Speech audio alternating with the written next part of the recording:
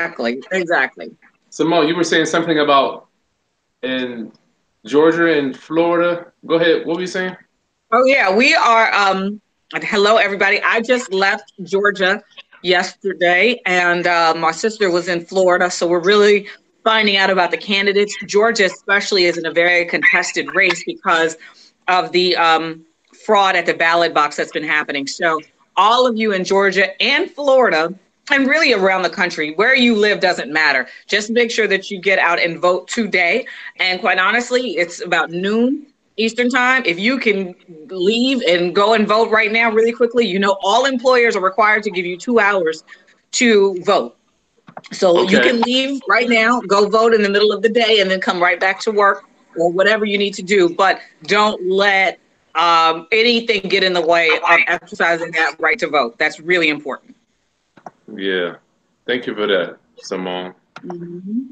Thank you for that. I know you were doing a lot of stuff back in the day with the Congressional Black Caucus and stuff like that. You were so aware. Yeah. I was. I try to remain aware.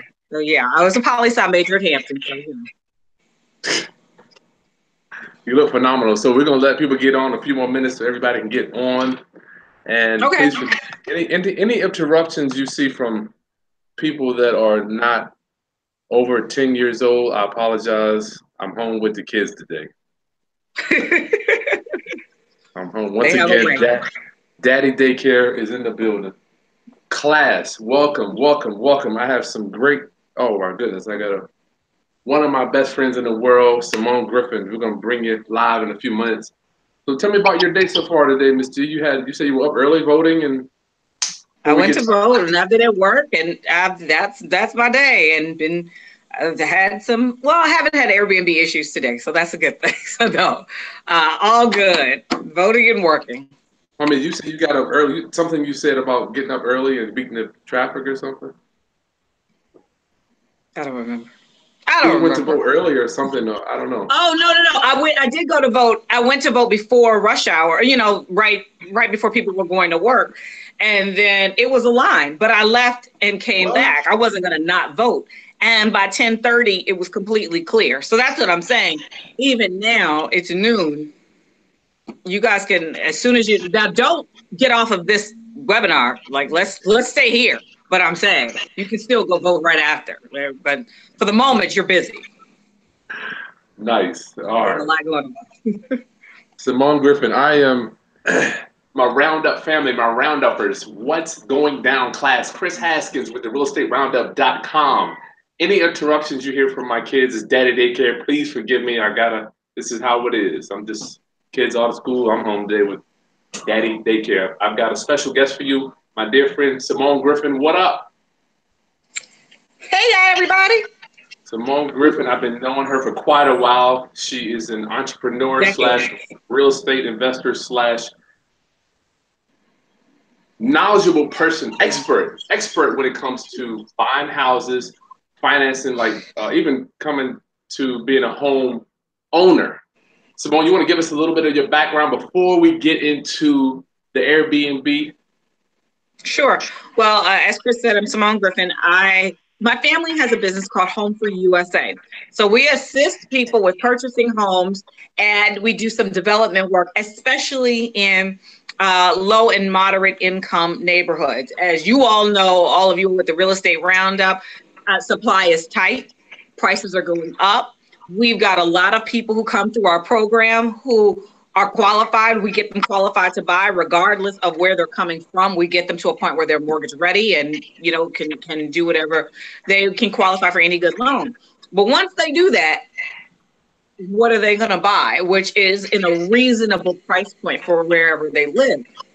So once the foreclosure crisis, well, actually during the foreclosure crisis, we started it, but now we're doing it even more. We're shifting into building more affordable homes in places like Baltimore. Baltimore is a big market for us, as is Florida, South Florida and Central Florida especially. We've done a lot of work. That's what we're doing right now with Home Free USA, developing mainly affordable homes for families. And we're doing it with exceptional quality and craftsmanship because we really want to make sure that we're not just slapping up paint and coating over some stuff and then selling it as an affordable home. No, we believe that there's a way to make money, get a good return, and sell a good quality product to a homeowner who are a first-time homeowner at an affordable rate for whatever that market is. So that's what we do. But our main job is educating and preparing people for home ownership.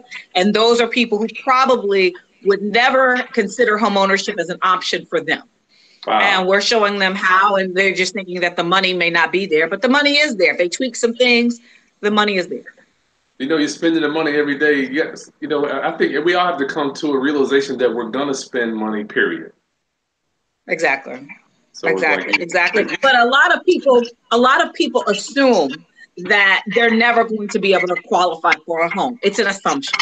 And then you've got people who are scared after the foreclosure crisis and after seeing so many people, you know, lose their homes. They don't think that they could ever do this. And they think, well, I just work this job or I only make this amount. But you'd be surprised what you can do. And then some people think, well, I have bad credit. Well, credit is certainly an issue, but there are things that we can do to help you improve your credit. And we're going to do it in a way that educates you, the consumer, and make sure that you're aware of what you're walking into when you're buying a home. Because that's a bigger element, is that a lot of times people don't truly understand what they're getting into when they're buying their home. So they don't understand the difference between an inspector and an appraiser and what their realtor can legally tell them about their loan product and what questions need to go to their loan officer, and you know how many different loan products there are out there for them and all the different lenders that are out there. This is a multi-trillion-dollar a year industry. Yes. How are you supposed to know all of these things? This is what we do at Home for USA. You can't. It's like me going into the healthcare world and navigating that. I need someone who can help me navigate health insurance and doctors and, you know, nurses, just all these different things. It's the same thing with a house. And it's an assumption that you're supposed to know what you're doing. How can you? So our job is to educate and prepare. Nice. Ms. Griffin, I got to get to my Airbnb, but I have to ask you, you said program. When you say people come to you said you have a program. Give me a real snapshot of what that. Well, with Home for USA, that's what I mean. You come in, you see us, we look at where you are financially today and what things you need to do in order to become mortgage ready. We create a plan for you, with and for you. So it's not just do this and you don't sign on. With and for you, we work together while those things are done. We also tell you you'll be able to complete these things in 3 to 6 months. And then you should be ready to buy in, let's say, 6 months, or something like that. Gotcha. Okay, so that's going to be your full-time, your daytime type of expertise. What you do, you help people, I'm presuming, just become first-time home buyers or maybe buy their second home too? Yes, that's basically it. And we are not lenders or realtors. We partner with them, but our job is not to sell them the home. You sound so passionate about that, Ms. G. Wow. I mean, we've been doing it for years. And this Home for USA was started by my parents in 1995. So maybe that passion comes from being around this forever. Yeah, your dad is a beast. Your dad is a beast, man. Yeah, you had him on. You had him on a while ago. He loved it. That was before I understood what was going on, but we'll get to that. All right. Okay. So, class, I think everybody is on. Let me rewind one more time. Chris Haskins with the realestateroundup.com. I have on my good friend Simone Griffin. I affectionately refer to her as Miss G, if that's okay with you. Yeah. And I think everybody, I want everybody to understand that's a Chris Haskins thing only. Nobody else but Chris Haskins can use it. And when he calls you Simone, I think it's very weird. It does feel weird calling you Simone. It does. It's all right. You just think of what you know. It's fine. Please subscribe to my channel. Hit the thumbs up so we can get high on our optimization, because this information is going to change your life as it did Simone's. Yeah. And comment what questions you got. Please put questions in the chat box with your city so I know where the heck you're coming from. Today, Ms. G, we're going to be talking about getting paid with Airbnb. I just set up my first one, and I'm an amateur, but Ms. G's been doing this since 2004. Ms. G, 2014. Huh? 2014. Oh, yes. Airbnb wasn't even around in 2004, but I got you. It's fine, but yeah. 2014. Yeah. Give me your background. Give me a quick, just a snapshot of your background, and then bring us to where we are today regarding you starting home Airbnb. Well, I bought my house in 2001 in DC, and I always had a basement unit, which I rented out with, I rented it out for years on a long-term tenant level. My last tenant moved out in 2013, and I had a real problem getting people in there because they just didn't want to live in a basement. That was a big issue. And I live close to a university for deaf people, Gallaudet. So I had a lot of Gallaudet students, but even they weren't jumping in. And again, people were just like, I just don't want to live underground, even though it's not really underground. But it was just, there's not a lot of light and all of that. Give me a picture, give me a visual of this unit that you're doing Airbnb. You said downstairs. It's a basement unit. It's in the basement now. So with a lot of homes in DC, they're called English basements. And you can walk up the stairs to go to the main house, and you can walk down the stairs to go to the basement unit. And so what I did when I renovated my house, I took out the stairs. So it's a completely separate unit. It's just on the lower level. And as a result of that, and because it's a row house, I don't have light coming in on the left and the right. I only have light from the front and the back. So it can be a little dark, but it's not that bad. It's not a dingy place at all. Anyway, in 2014, I was just having problems with turnover. I wasn't able to really get any good people, or I wasn't able to get anybody, quite honestly, which I don't think would be as much of a problem today. I just didn't want to live in a basement. So I talked to a friend of mine, and he was coming up from Charlotte on a regular basis because he was doing contracts in DC.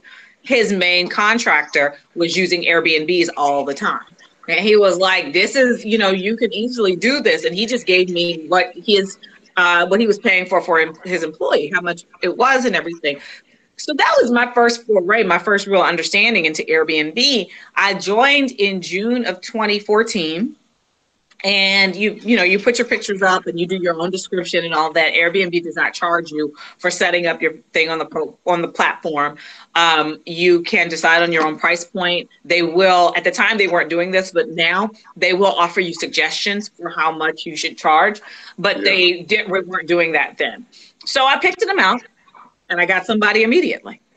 So let's rewind. I mean, I know you're so diligent, you're so professional with what you do, but I want to back up and I want to get a brief overview of how it was during the rentals. Tell me about that experience doing just an ordinary rental. And basically you live, for just generally speaking, you have a duplex, right? I mean, would this be considered a duplex? No, because duplexes are typically side by side. This is an English basement. Yeah, duplexes are, one side or the other. I have an English basement. So it's the equivalent. It is a basement. It's just the only difference is that the basement door opens outside. Gotcha. So with a lot of the homes in my neighborhood, you can still get to the basement from inside the house. Well, with all of them, you can still get to the basement from inside the house. It's just that there is a separate entrance also in the front and the back of the house as well. So when I bought my house and I renovated it, I decided to take the steps out so as to create a fully separate unit. Nice. So that's it. So tell me about before you went to Airbnb. What did that look like? Give me just a brief overview of what did that look like. Were tenants coming and going? So you got somebody in for a year, they didn't want to stay, not paying? Yes. I didn't have any issues with payments. I usually did 6 months to a year lease. And my tenants typically only stayed the terms of the lease. And their main complaint when they left was, I just don't like being in a basement. That was their major complaint. Nobody really, they didn't have problems. They were happy with me. I was happy with them. I never had, I had a few rental scares in terms of late payments, but those were exceptions. Those were not rules. I tried my best, and I still do. I have a rental house in Atlanta. I try my best to really screen people heavily on the front end so that we don't run into issues on the back end. And that worked pretty well for me. I also was in a position where my siblings lived there at certain points in order for them to kind of get off their feet, on the feet and move forward. So that was, it was a good space. It's a 1 bedroom and it's fine. But again, nobody likes living in a basement apartment. That's what it boiled down to. I think DC has become much more coveted now. So I probably would not have as much of an issue today.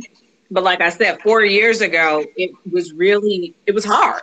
5 years ago, my house sat vacant from August of 2013 until June of 2014. My basement.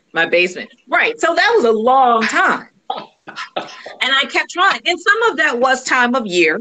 Absolutely. We're talking about September. People aren't necessarily looking for rentals as much, but still, that wasn't a good thing. So so I went to Airbnb, not because I had issues with tenants. It was because my place just wasn't as desirable for the market. And so this was my other option. I'm thinking like if somebody's on Airbnb, they ain't gonna be living there for 6 months to a year, right? So they don't care whether it's low ceilings or the lighting, right? I mean, does it even come up? You mean a guest? A guest? Yeah, right. Guests don't care. Because first of all, I'm very clear that this is what it is. This is an English basement before they arrive. They're there for 3 nights. An average. That's my average. Is 3 to 4 nights. Doesn't matter to them. So they're fine. That's why that was one of the best ways for me with Airbnb, because if the biggest complaint is I don't like staying in the basement, well, I've eliminated that with Airbnb. You're only there for 3 nights. So it's not that huge of a deal. Wow. That is really cool. Yeah. That is so cool. Guys, I got Simone Griffin on the channel live today. Hi, everyone.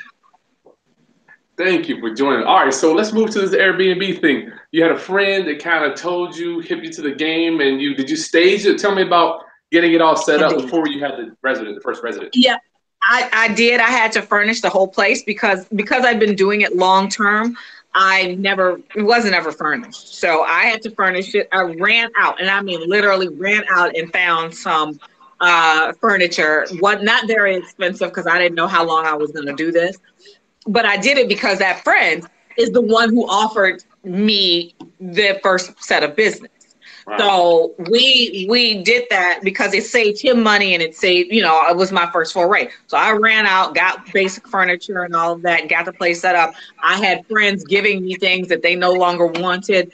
And so I did spend money to get it set up, but I wasn't going all out buying crazy furniture. I did buy enough to where it looked decent and it was, sustainable, but not so much that I'm going into heavy debt on buying furniture for this basement. Because again, remember, I didn't know anything about Airbnb. I mean, I knew what Adrian told me and I knew that experience, but I didn't know how long is this going to last? How many people am I going to, I didn't know anything. So I strongly encourage anybody doing this, certainly make sure your place is furnished and make it look nice, but please do not spend a whole lot of money on furniture. And the other reason I'll say don't spend a lot of money is because my beds, I have had to change those beds 3 times. Now, the first one I admit was cheap. The second one, though, was mine that I took from my house and put down there. And I hadn't had that bed more than about 4 years by the time I did that. It was maybe 4 years. Beds don't typically break in 4 years. This one broke in 1.5 years after I put it in the basement. So I just bought another bed. So we all know what people are doing on these beds and exactly getting it all the way in. So that's another reason why I say, please do not go out spending a ton of money. And you could say quality and blah, blah, blah, blah, blah. Look, that second bed was good quality. All right. So we're in to break within 1 year, 1.5 years. Yeah, that ain't that. They put some miles on that joker. They definitely put miles on. And everything else is fine in the apartment, but somehow the bed is what continues to break. All right. Too much. So can we, for our viewers that know nothing about Airbnb, can we use some thrift store stuff maybe, Miss G? Make it look decent because you are rated based on the quality of your space. Nobody's going to care that it costs thousands of dollars, but certainly they want things to be quality. And you want, to look nice. You want it to look decent. You want it to withstand a variety of things. So you do need that, but you don't have to spend thousands of dollars to have that. I did go to the thrift store for some things. In fact, I got all of my dishes from Goodwill. Yeah, And it was perfectly fine. It was perfectly fine. I got my glasses from the dollar store, things like that. So I did, but I went I don't know where everybody is in the country, but I used Bob's Furniture here in DC for this last bid. It's perfectly fine. It's fine. So break it down for us regarding stuff that needs to go in there. Soap, shampoo. I'm thinking about if I'm in a hotel, I got coffee. I mean, what do you put So in you there? can make a decision. That's a good question because you get to decide how much or how little you want to offer people. And just like to your point about hotels, the Hampton Inn offers something different from the Hilton Garden Inn, which offers something different from Marriott or the Intercontinental. Right. So you got to know that when you're going to the Hampton Inn, please don't expect that you're going to get the same service as the Intercontinental.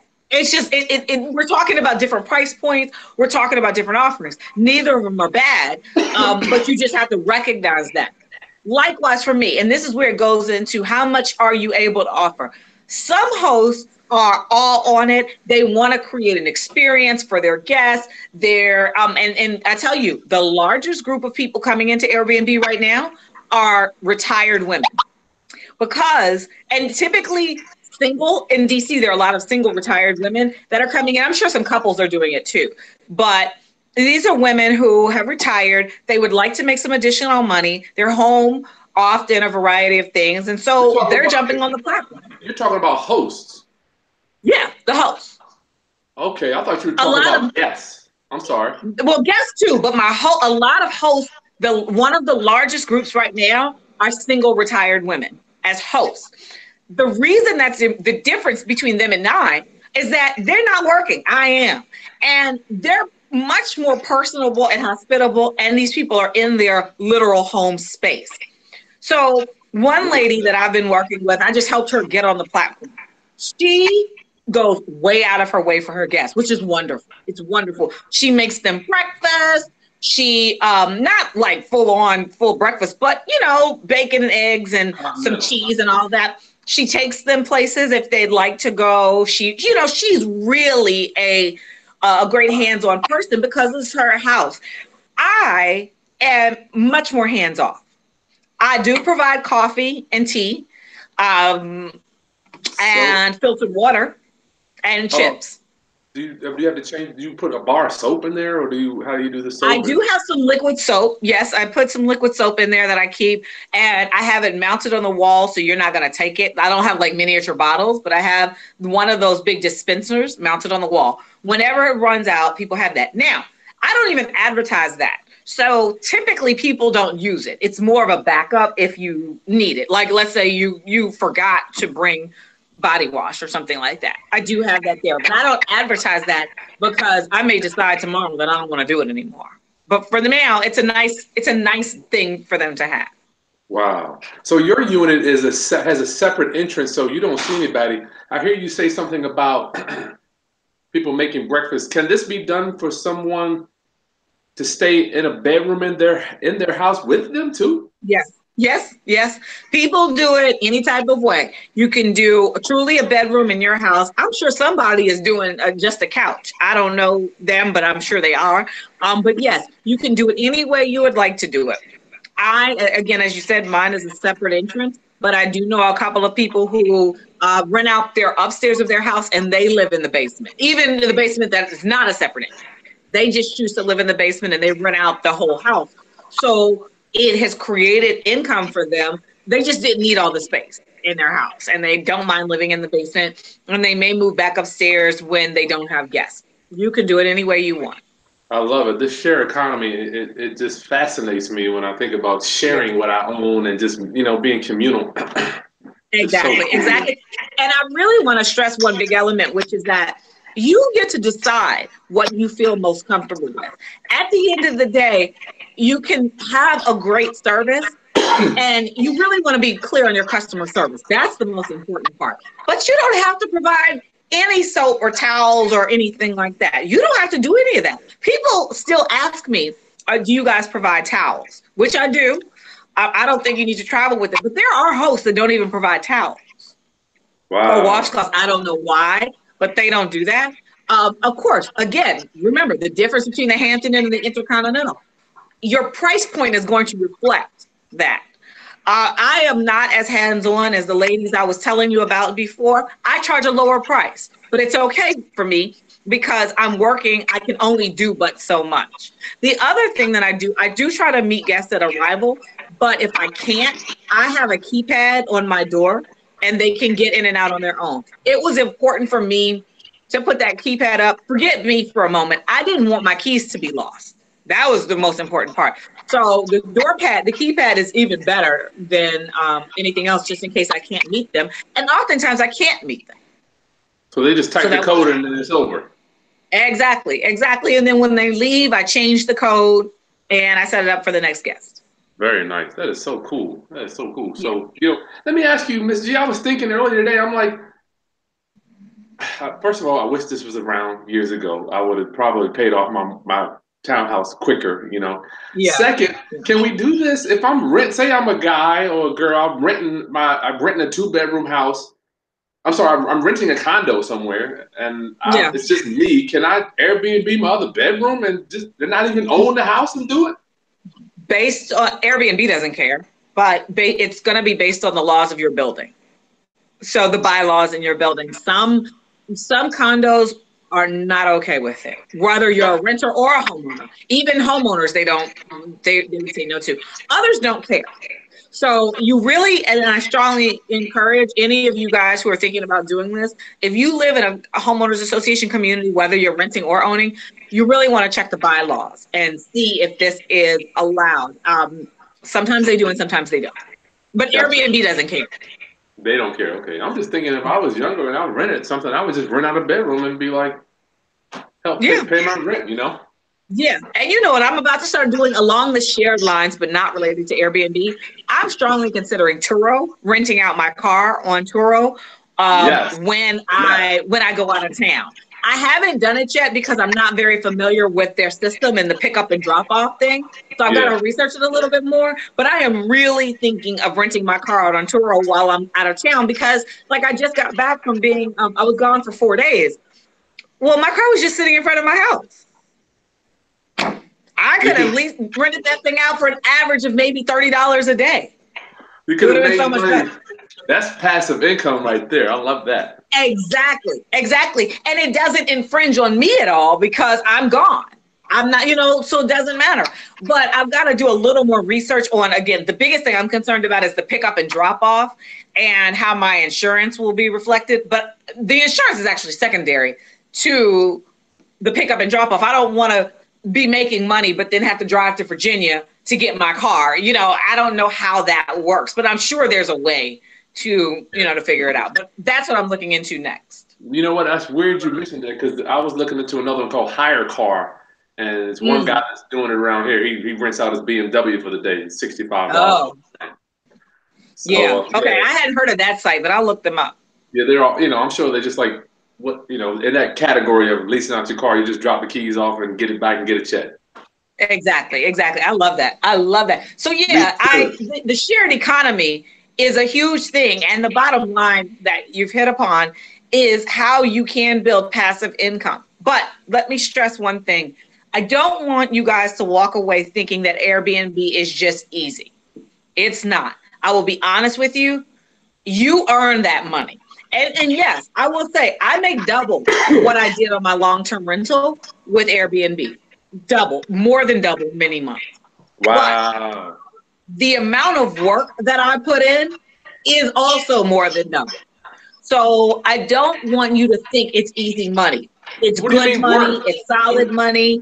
When you say work, Miss G, I'm talking about work. When I'm thinking of rental property, we're talking about coming to do repairs, painting, carpet, wear and tear on the house. Is that the same too? Yes, you have to do all of that because, again, also remember that you still have to upgrade. So 2 years in 2016, it wasn't a complete overhaul, but I went in and I did a lot of work I repainted the whole place. I installed new ceiling lights because, again, people still did say it was kind of dark down there in the basement. So I added in a lot of recessed lights to add lights. I also added motion sensor lights. So as people were walking in, I updated the bathrooms. So yes, you still have to do normal wear and tear. But what people don't think about is the customer service related to having somebody check in and out every 3 days. These are people who are new to town. They don't know anything. Some people could be like, you know what? I come to DC every month. I know everything about it. Just tell me how to get in and out. I'm good. I'm done. You got those people. That's wonderful. But you also have people who are like, I've never been to DC. I don't know anything. Can you talk? Can we come up and chat? I'd like to meet you. I want to tell you about my kids. I want to know what's going on. Oh my God. But again, think about it. Think about different personalities. And it doesn't make anyone right or wrong. But there are different personalities that show up. And you're doing this every 3 days. Then you've got just people talking on the platform. They're interested in your space. They're looking at it for X nights, but they have questions. Yeah, the ongoing communication, it's never ending. And one thing that, again, a lot of people don't think about is I've gone out of the country I go out of the country an average of once or twice a year. Well, then you've got a Wi-Fi issue. What happens if you don't have access to the internet? And Airbnb judges your response time. So if I've got a guest that says, I'm interested in staying at your place, but I have a question, and they only have one thing that they need to have answered, and if I don't answer in 24 hours, then I'm losing a customer and I'm losing points on Airbnb's system. That's something that's really important. I had my, what happened? This happened when I went to China. I had to have somebody jump. I remember what it was. I had somebody lock themselves out of the apartment. Yeah, because what happens is that I had the keypad, but there's a bottom knob, and the knob has a lock on it. Now I tell everybody, don't lock the bottom knob, but habits happen. So suppose I'm on a plane for 22 hours. I don't have access to Wi-Fi. They have locked themselves out. That's the kind of stuff that you have to think about. This has happened. Different versions of this have happened. So again, I am not at all saying this is a great method for me. I'm glad I'm doing it. It's really worked out. But please do not get in this thinking that this is just easy money. No. It's a different way of renting out your space, and it may be a better way, but it's not easy necessarily. Simple, but you do get to judge how much. But you do get to judge, as I talked about before, how much effort you want to put into this. So tell me about based on what? Based on your guest experience, and based on your time, and based on how much you want to put in or not. Exactly. How much effort you want to put into it. And the other thing is, you could decide that you only want to do this 6 months out of the year. So you have the ability to set your calendar and say, yeah, exactly. I only want to do May through November. So block me out December through April. If that's what you want, that's perfectly fine. So there's a lot of, you do get leeway in this. So I'm not at all minimizing that. And I think it's a great platform. I just don't want people to walk away thinking that it's just easy. It's not easy, but you do have a lot of flexibility in the experience that you create for your guests. Now, tell me about the money part of it. Do you charge per night, or is it every 2 nights? For our viewers that don't have any idea about this Airbnb, right. Break that down. I do charge per night. Airbnb they don't require anything. They suggest that if somebody wants to stay with you for 7 nights or more, that you give them a discount. And if they want to stay with you for 30 nights or more, you give them a discount, which I've done. And that's worked out very, very well for me. I have somebody there now. She came in mid-October. She'll be here until mid-December. She's working on a project with a few museums in the DC area. So she got maybe a 20% discount, but that's cumulative over, she's staying, I think 61 nights, basically. She got a total plus minus, 20%. Whatever. Yeah. Yeah. So it's still good money. It's still more than I would have made had I had a long-term tenant staying at that time. But it's not as much as I would have made if I had guests constantly coming throughout that time versus her. So how much cleaning do you have to do, or how much maintenance, if you will, for somebody that's staying 60 days? She's not getting any maintenance or cleaning at all. I could if I chose to. I just didn't opt into it. What about her towels and bed sheets? Does she have a washer and dryer? She has a washer dryer. She has a washer dryer, and she's Wow. buying. You know, I gave her some paper towels and toilet paper to get started, but she's refreshing that as she goes through it. So it's not like she walked in there with nothing, but I'm not refreshing it every time she runs out. Nice. So tell me about the people, before we get to our questions, we got, I don't know how many 100 questions. Miss G, tell me about, do people use the kitchen? I'm just thinking people would just eat out. Do they even cook? They do. This is one reason why people love Airbnb, why guests love Airbnb, because they're on a budget and they may travel. And I had this one woman who came in from Indiana because her son was playing at a baseball tournament in DC.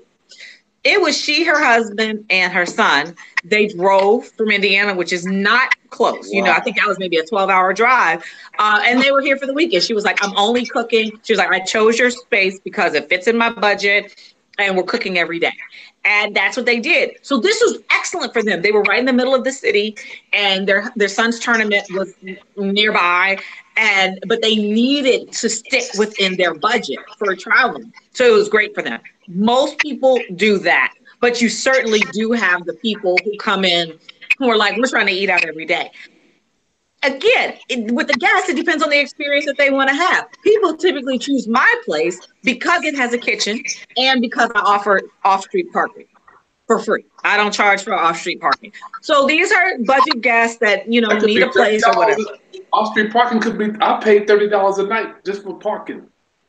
Right. So that's why you want to come stay at my place. Now, the challenge is that my house is also very convenient to downtown DC, but it's not right in downtown DC.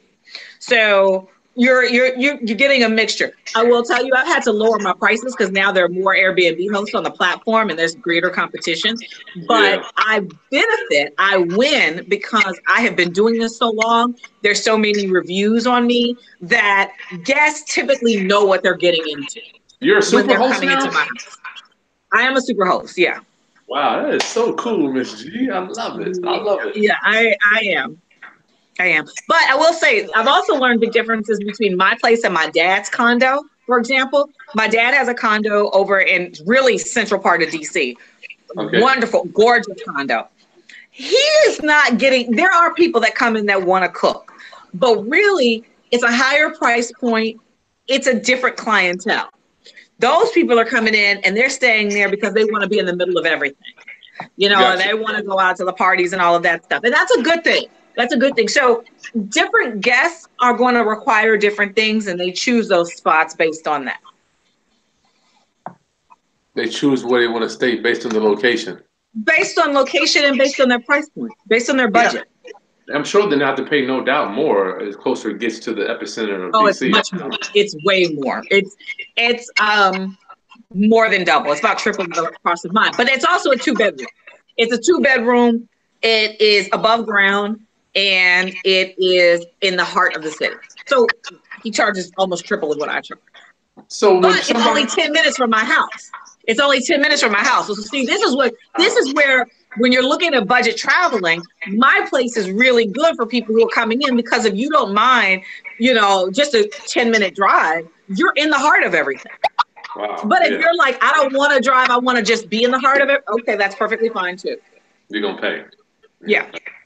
So when someone moves out, Miss G, tell me about it's action time for you. Someone's moved out. How does that go? What does that look like? I have a cleaning person. I don't do it myself. I have a cleaning person who comes in. She already has the code. She has her own master code. So she comes in. Everything is there for her. She goes about and she knows exactly what it's supposed to look like. Nothing changes. And she tells me when we're out of stuff or if something's broken or whatever the case may be. And then I fix it or I, do whatever. And then I pay her every couple of weeks. So is there a fee? Tell me how that's broken down for our viewers that have no idea. How does that broken down regarding who gets charged for that? Who pays for it? How does it work? Everybody gets charged for it. This is a cool thing about Airbnb. Each host can determine how much of a cleaning fee they want to charge on top of the nightly rate. I charge $60 as a cleaning fee. So a guest says, I want to come in and stay 2 nights, whatever that total is, plus $60. Plus DC charges taxes and all of that. I don't touch the tax money that just, that goes into the platform. But you're hitting on a couple points. So Maria comes in, Maria cleans. I pay. Maria and I set up our own deal as to when we pay. She's fine, but I get the money every time somebody books. I'm sorry, every time somebody checks in. Also, guests check in, and the money hits my account within 24 hours. Wow. So it's not 24 hours of check out. It's 24 hours of check in when I get the money. Nice. So that's very helpful. The money is automatically there. We're not having to wait till the end of the month. So I take that. I take the $60. I pay Maria the $60, and that's it.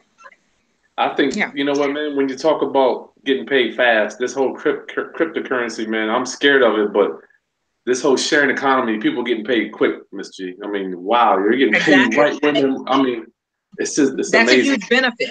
That's why people do it, and that's why they need it. And there are certainly things that, I haven't embraced the part of the shared housing where people are staying in your house. Again, there's a safety concern on my side, but I have not heard of situations where too many guests and hosts have had a safety issue when they're staying in their house. I haven't had any issues with guests. Some guests do tear things up more than others, but it hasn't been terribly detrimental. So, issues, you know what I noticed? A house that I sold to a lady several years back, Miss G, I looked online, and she's an Airbnb host. She's renting out a bedroom in her house for $30 a night. She's making $500-$600 to help pay her mortgage. But no issues regarding, how about logistics regarding if your cleaning person can't show up, you got somebody moving in later that day, does that happen?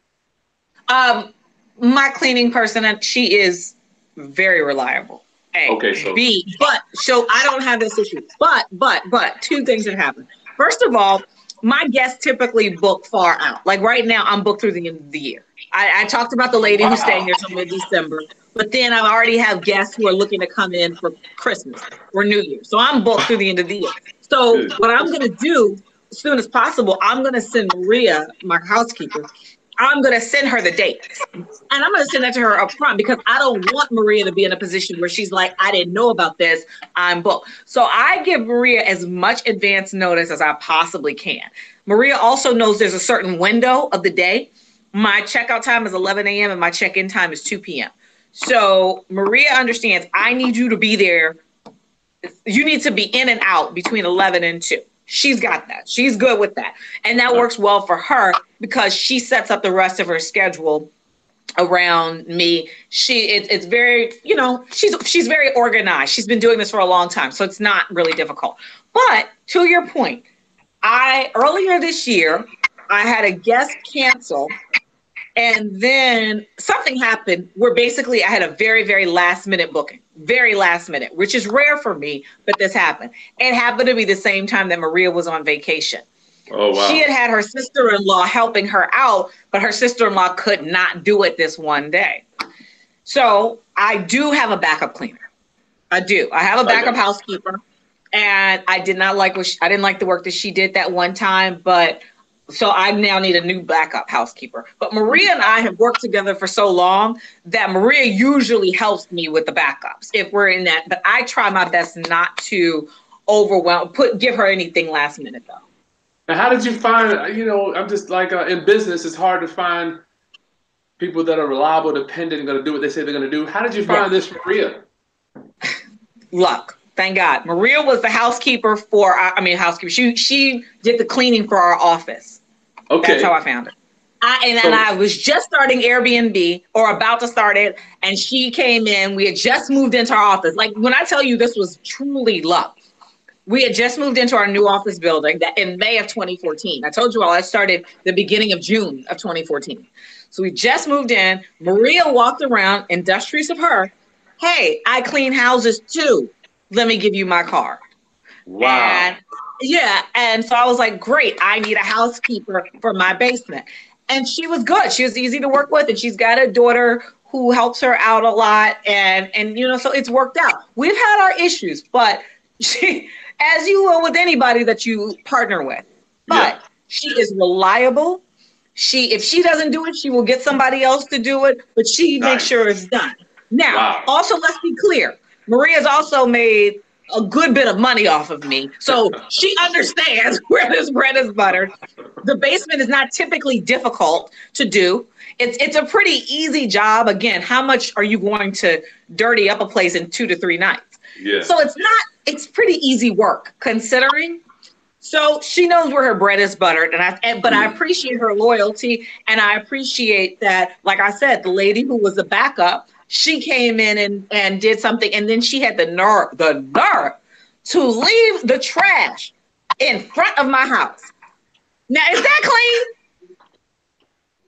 That's Let me ask you, never for our viewers, do you recommend our viewers doing their own cleaning? For people, once again, this is you can. And my neighbor, who is also a host, that's his own cleaning, and he says he prefers that because he gets to go down there and see exactly if a guest has messed something up. He is monitoring in a way.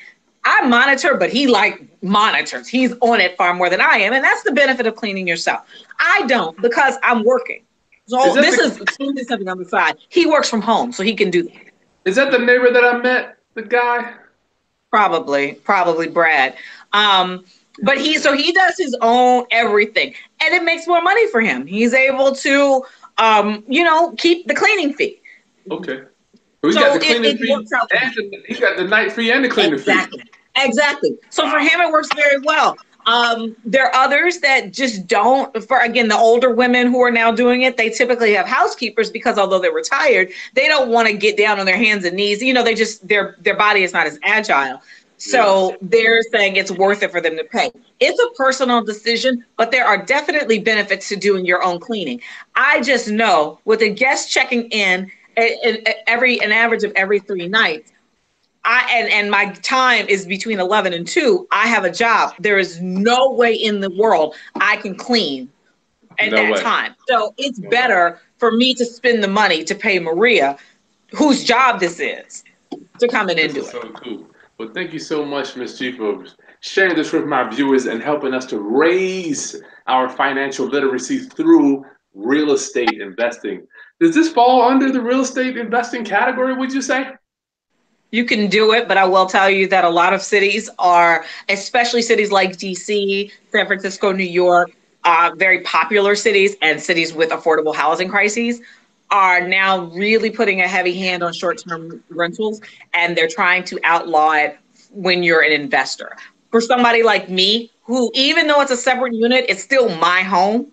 And, single family is still considered 1 to 4 units. So it's really my space. They're not regulating me, but they are regulating those people who buy an investment property and rent it out. So saying that to say, monitor your laws, your local laws. You have the ability to advocate and show why this is important or not. But in Georgia, it's not as much of an issue. And I just happen to know Georgia. Like I said, I have a house there. Georgia, this is not an issue.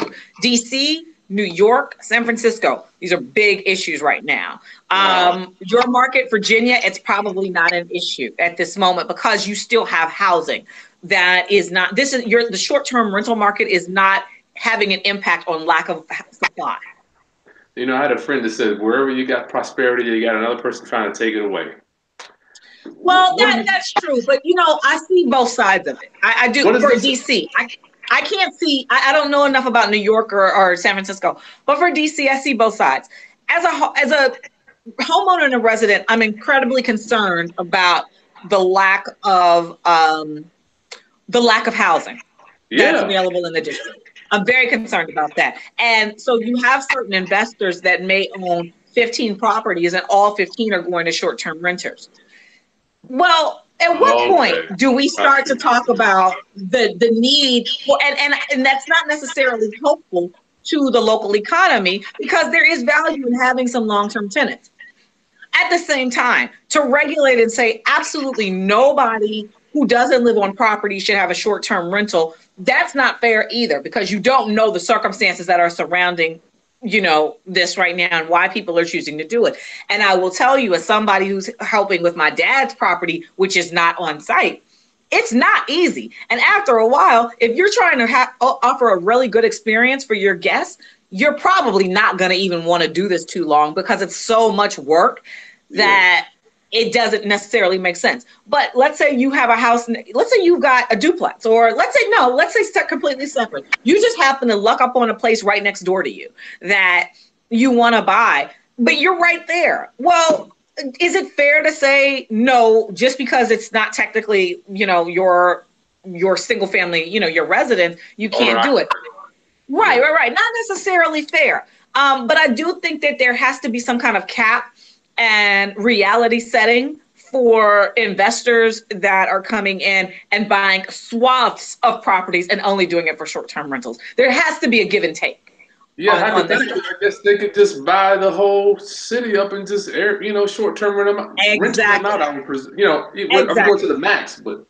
Exactly. No, but that's very true. And in fairness, because short-term rental is a really new thing, there have been no laws set up. Yeah. So now cities are starting to create these laws and guidelines. And so we're jumping in. We as in the hosts are jumping in because, we're hosts, but we're also residents of the city and we've got legitimate concerns. So, and what prompted this is that about this time last year, we had a landlord who had 10 units in his building, all on short-term rentals. Wow. The biggest problem with that is he had been given tax money for affordable set-asides. So his basic agreement with the city was that I'm going to create affordable housing units for long-term tenants. And then he completely went against that and did short-term rentals. That is what prompted Airbnb to say, not Airbnb, DC government to say, no, we're not going for this. I just think that there needs to be a balance, though. Yeah. And, the complete outline doesn't make sense, but allowing anything to happen when you've got actors that just really don't care about the full market, that's not helpful either. And I will tell you all, again, Airbnb is working for me right now, but I'm not opposed to going back to long-term renters. In fact, whenever I move out of my house, I will be going back to long-term renters. I will definitely be doing that because it's just easier with the amount of work that I have to do. But right now, although it is work, it's an easier lift because I live right there above the house. Exactly. Right, so it's easier. Yeah. Yeah. The one I have, Miss G, we have a lockbox on there, and I'm trying it out for my viewers for my class. I'm doing a whole continuous video of it so you can see how it's worked out for me. But I thought I was going to set it up and be gone. Right. No, not at all. And that's the biggest fallacy that people have with Airbnbs and short-term renters. And look, guys, I've tested VRBO too and HomeAway, those other sites. Honestly, Airbnb is a much easier platform to jump on and be about. Tell us about that. It's got an ad. Go ahead and break that down for our viewers, Miss G. So Airbnb is the major player in this, but VRBO/HomeAway, they're another company which is actually owned by Booking.com. Booking.com is the hotel website, which actually may be owned by Expedia. I think it's owned by Expedia. So what's happening now, but no, this is actually a really big deal because that's another platform. Typically, the people who rent out on VRBO or HomeAway are staying longer than 7 nights. Airbnb people tend to stay 1 to 6 nights. Airbnb has obviously done a great job with their marketing, but here's where Airbnb is winning over VRBO. With Airbnb, it's very easy to get onto their platform. That's no problem. They handle the app. Yep. Exactly. It's very easy. You got to put your pictures up and you want to make sure your pictures look good, but it's really easy. It's like the Apple of the short-term rentals. It's an easy platform, user-friendly and all of that. VRBO and HomeAway were not as user-friendly for me, and they charge a little bit more to get on the platform, but I believe you end up making more money off of those than you may make on Airbnb because we've got longer stays. Yeah. So again, to each his own on that. I decided that Airbnb would work perfectly well for me. It's not a problem, but don't miss out. If you feel comfortable with HomeAway or VRBO, don't miss out. And the reason is because, again, they're owned by Expedia.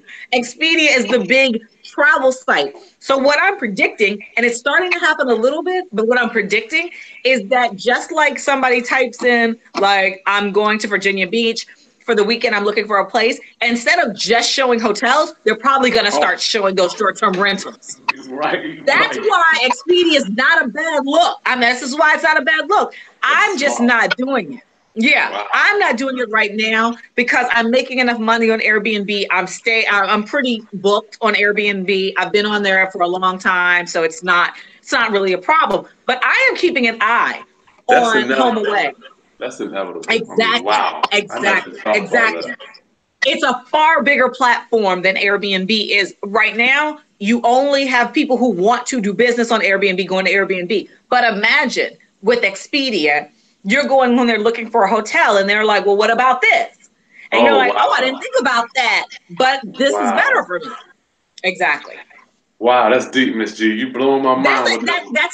Let me tell you, that's my guesstimate as to what's going to happen. But I've already started to notice it a little bit. It's not happening as much, but I bet you, give it 5 years. I bet you Expedia is going to be showing short-term rentals by people like you and me if I jump on there, along with hotels. Yeah. That's going to change the entire game.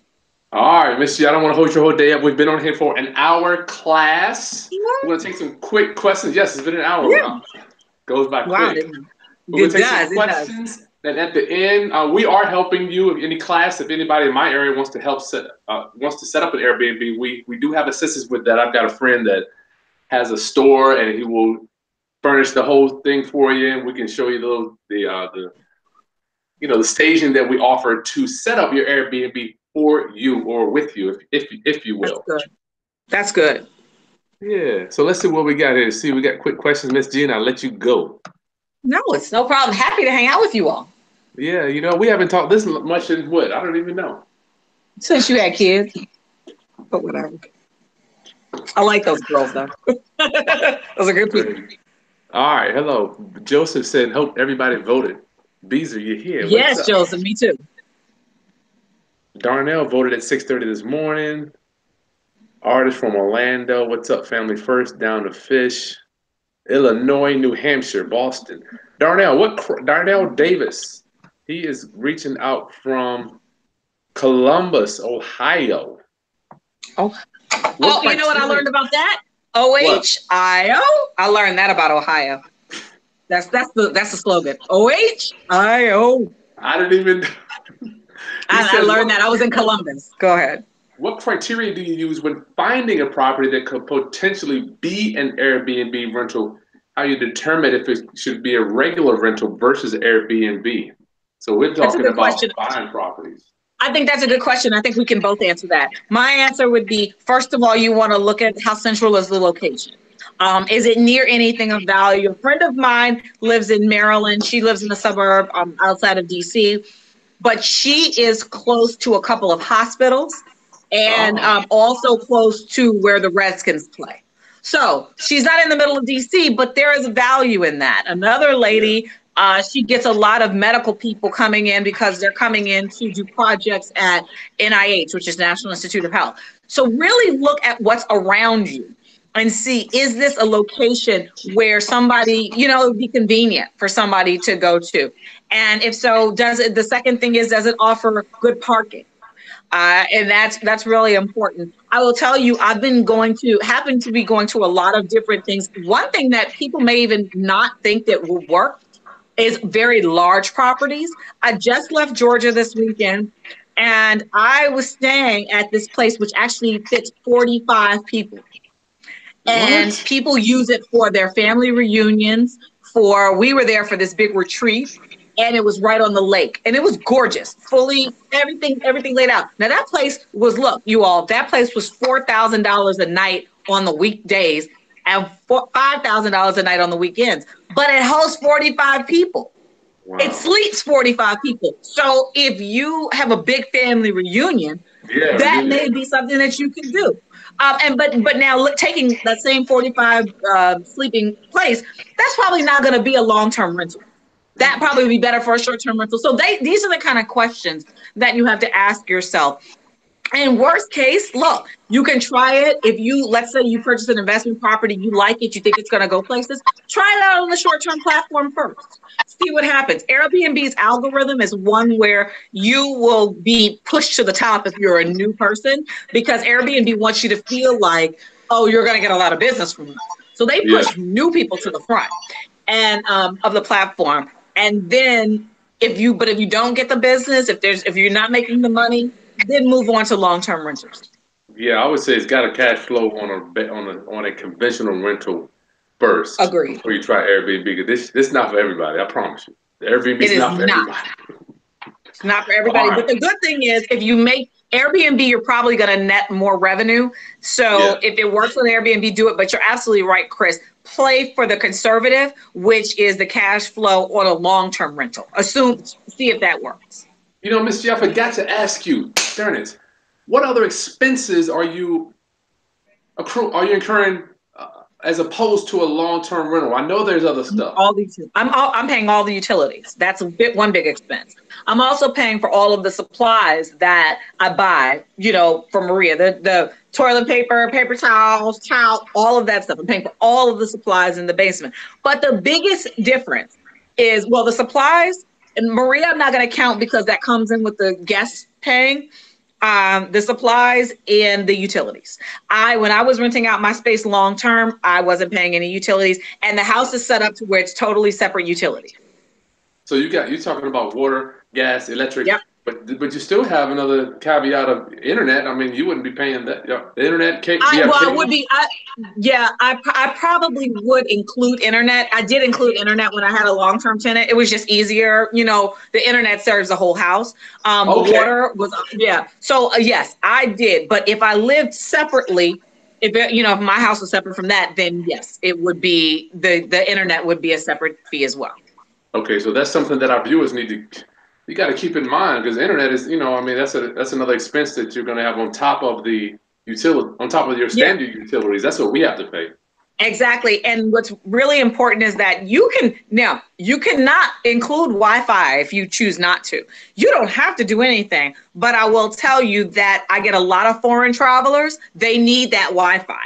So you're going to lose a level of business if you don't. But if you say, look, it's not worth it for me, that's perfectly fine. And I just really want to point out the importance of, you have options, you have choices, but there are some choices that are going to yield you more revenue than others. Gotcha. Darnell, I hope that helped you, my brother. Yeah, I hope that helps. DJ Stancato is coming from Indiana. Hey, Amy in Spartanburg, South Carolina. Melissa, Jacksonville. My beloved forever. Oh, my brother is here. Miss G. Ronnie's here. What's up, my brother? Hey, Ron, it's been so long. I haven't seen you, although I do see these Ask a Haskins thing. I love it. Me and my brother are talking more than we ever talked in our lives. I love it. I haven't seen you since the wedding, Ron. Good Lord. Wow. I know. 8 years ago. Dave Bruins wants to ask, does your insurance rates change for Airbnb, Miss G? It can, based on your provider. Again, they do have a formula, but each provider is a little different. Mine hasn't changed, but each is different. Some insurers just will not insure short-term rentals. Others will. One thing that Airbnb is starting to do now is try to find who will do short terms and who will not. And if they can find that, they'll communicate that. But right now, you kind of just have to talk to your insurance company about it and just start sourcing. This is a good time to have an insurance broker. There you go. Yeah. My beloved forever, what website do you use, Miss G, to market your properties? I only use Airbnb. AirBNB.com. That's it. Airbnb.com. Nothing else. My beloved forever. So if you go on the app, and we can help you with that if there's something that you need, you can go on the app, download the app to your phone, and it'll walk you step by step. You got to take pictures, put up your bank account, put the address in, write up. But the key, I would say, what I found out, and I'm new to it, Miss G, is the pictures. People just want to see when they click, they want to see where they're staying. How about, is that how you've seen it, Miss G? Yeah. The quality of your pictures is very important. You really want to have as many, first of all, bright pictures. You want to show the space. You don't want to lie. You don't want to manipulate because that will show up in your reviews. But you really want to have as many pictures as possible so that people feel comfortable about what they're walking into. Also have exterior pictures as well as interior pictures. I show my street. Yeah. I have pictures of the outside of whatever space. I have pictures of my street too, so that people just see, what they're getting into. Sometimes people, if you don't know where you're coming to.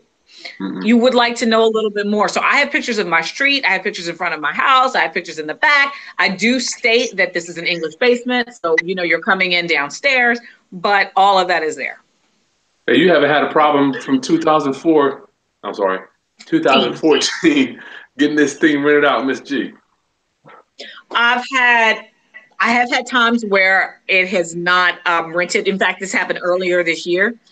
And you have to monitor. You really have to monitor the site. You need to compare as to what's going on. What are other people charging? That kind of thing. So I go back on as a traveler every 6 months or so. If I'm starting to notice a slowdown, I go back on as a traveler, as if I am looking for a place to stay in Washington.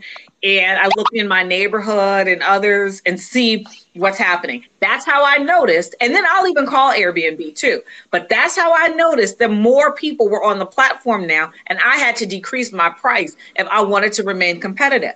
This is the challenge because look, y'all, I charged more 4 years ago when I hopped on the platform with no experience than I do now because Airbnb has gotten so big. There's so many people. I was the first on my block. Now there are 5 of us on our block. On my one street, there are 5 of us doing Airbnb. Yeah. That is unbelievable. Wow. Right. So you have to remain competitive. And you gotta, but don't hesitate to, if you see that you're doing everything right, you've got good pictures, you've got great reviews, you've got a decent price point, whatever it is, call Airbnb and say, I'm trying to figure out what's going on. And look, I've even called them when let's say I'll narrow down criteria based on the things that I offer, and I may still be third on the third page of the platform. This is like Google. Who's going to the third page to look for things? I have called Airbnb about that. I'm trying to figure out what's happening. If I'm doing everything right, your job is to make sure that I get guests. Yeah. Hey, Taylor, your food's ready. Your food's ready. Okay. Daddy daycare. Okay, A Beezer. You know what? Oh, I wanted to say, before I got on there, Miss G, I just saw what everybody else was charging, and in my area, there are only a few here. There's not a lot as of today. And do you change your pricing? Like, say, for instance, Earth, Wind, and Fire is coming to town, or you got some major event coming, like basketball games or football games. Do you change your prices?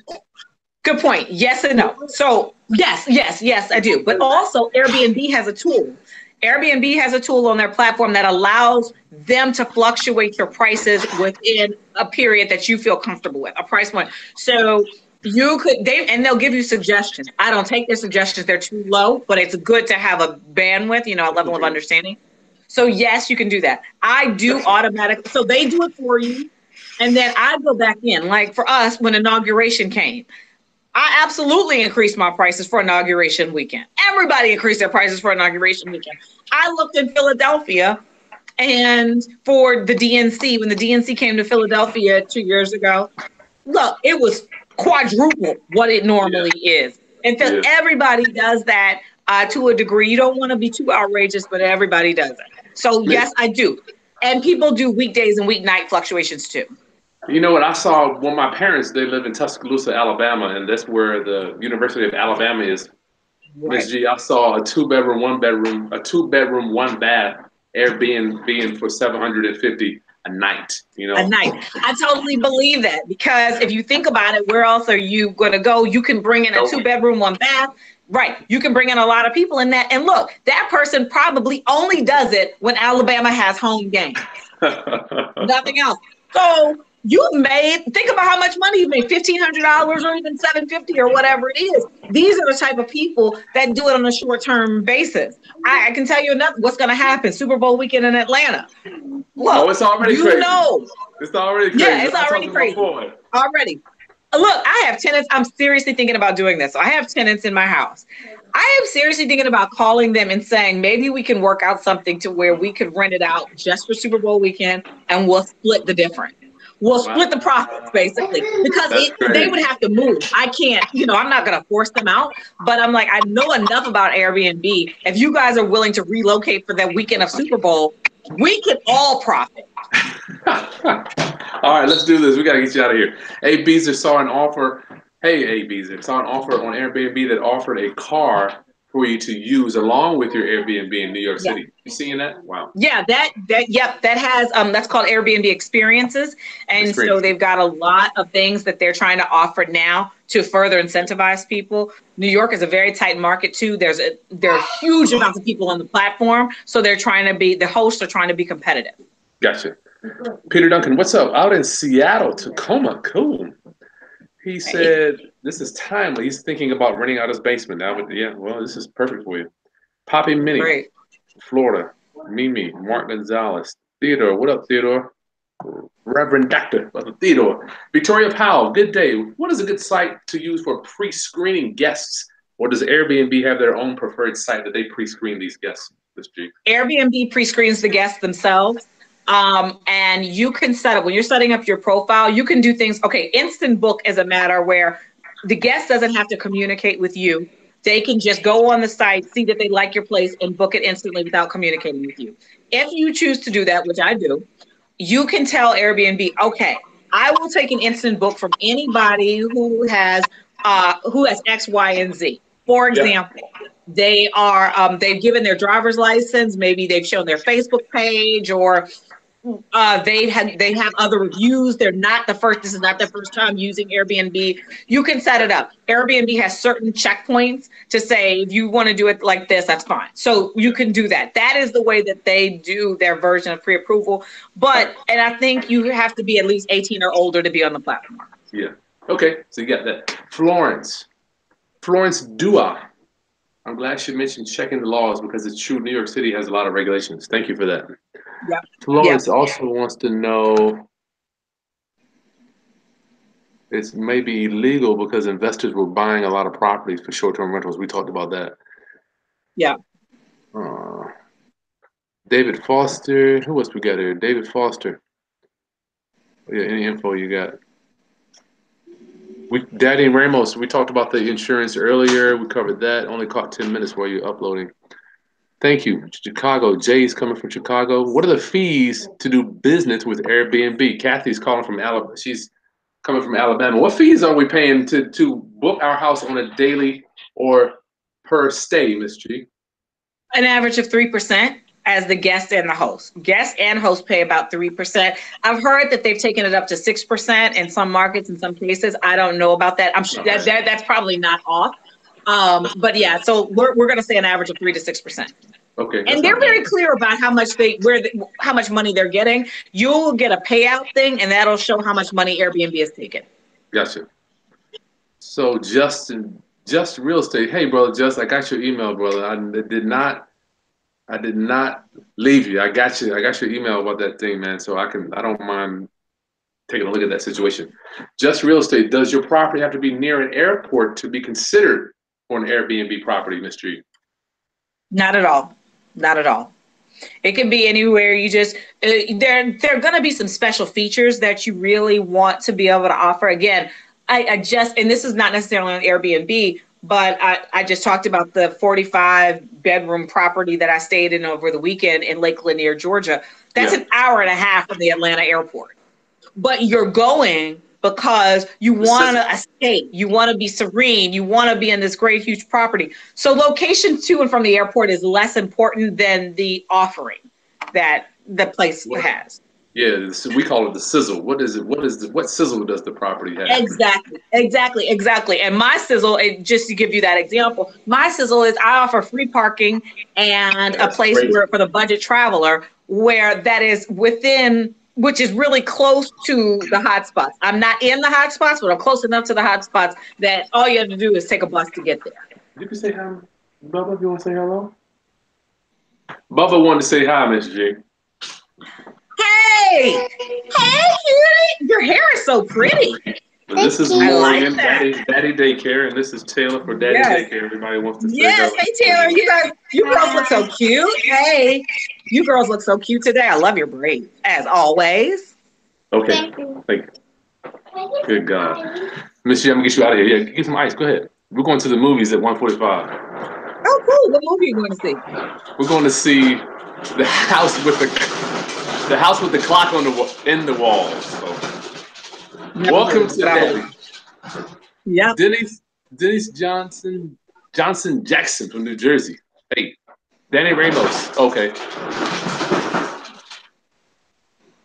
David Foster, you interested in coaching? I'll put my email address down at the bottom here, or you can go to any of my other broadcasts right here. Put my email address here.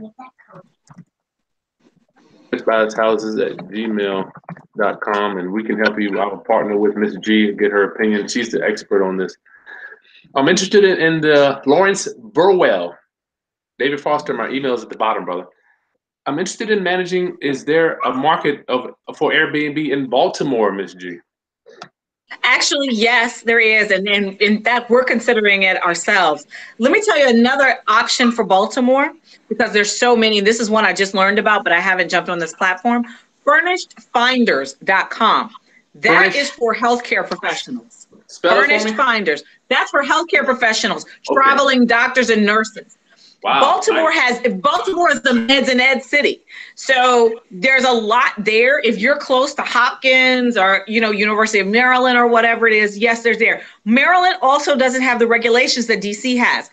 Your price point may be lower because it's still an evolving market, but there's some wonderful properties in Baltimore on Airbnb and other short-term rentals. But take a look at Airbnb and see what the competition is. Take a look at Furnished Finders. With Furnished Finders, you set your own price and you communicate directly with the traveling staff.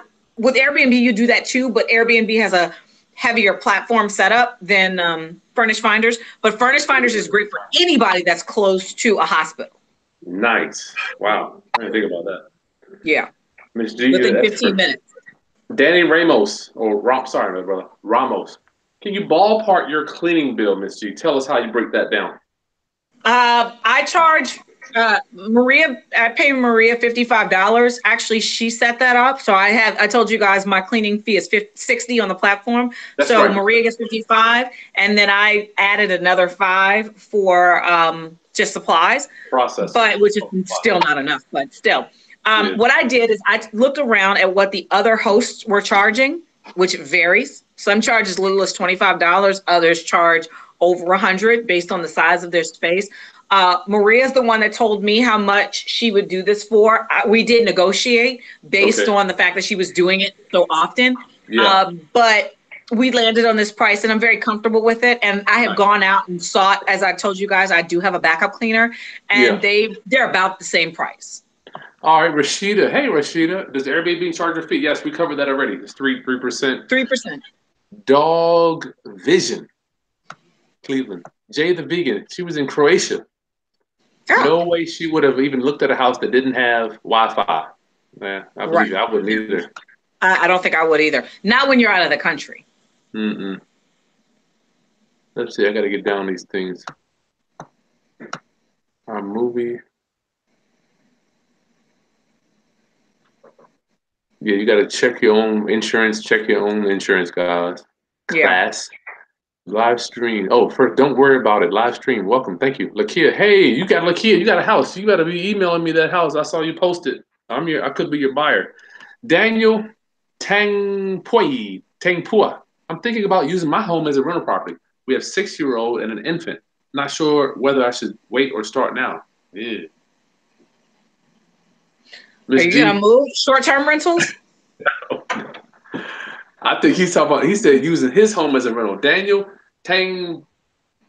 I don't know if I have. Okay, so let me say one thing about this. If you're talking about a short-term rental and you have the space, you can advertise that and say kid-friendly home. I don't know what your space looks like, but you could certainly say I have a 6-year-old and an infant. If you guys are open to it, And I would be willing to bet there are families out there that would be like, oh, great, you know, having other kids to play with is beneficial. You add some version of a daycare experience. I mean, you can create that if that's what you want to do. So what you really want to think about whether it works best for your family. But I will tell you that if it works best for your family and you say you advertise it as saying we would like other families of you know, average age, you probably would do well with that. And you could be the daycare while they went to the movies. Exactly. Daddy daycare part 2. Wow, that is so. I didn't think it's not a bad idea. My wife is home looking at me. I don't know if she's gonna buy that one, Miss G. Okay. Well, and again, it's not for everyone. It's not for everyone. You know, some people may not feel comfortable, but I like the point is that if you and your family feel comfortable opening your home to others, gotcha. Not a bad idea. Sir Swagger, remember we were talking about if you rent a 2-bedroom, could you rent Airbnb the other bedroom out in a rental? If you're renting your daggone self. Yeah, you can. It's all based on the laws of your building. All right, we got that. Peter Duncan, he's got a casino across the street. Yes, you need to get into that right now. Yep. How long do you keep the sheets before changing the sheets out? Forever Noble wants to know, Miss G. We change them based on irreparable stains or wear and tear. But, you know, of course, Maria is changing sheets after every guest, obviously. She's changing the sheets. So I have 4 sets of sheets down there. She will put one in the washer and just set the other ones up. We keep it on rotation. We're adding bleach and, well, we're not necessarily adding bleach, but you know what I'm saying. We're keeping it as clean as possible. Yes, sir. Okay, class, this is it. I've been on here for an hour and a half giving you free content. I want to raise your financial literacy through real estate investing. And this one here might not be investing, but it's still through real estate. Miss G, final words for our viewers that are interested in getting into Airbnb. Go. This is a great opportunity for you, but do recognize that it is a give and take. It's a lifestyle decision. But for those of you that have the space and the ability, the most important part is customer service and patience. If you've got that, then you can do it. But if you don't have patience, don't jump into it. Go for a long-term renter and be done with it. Good idea.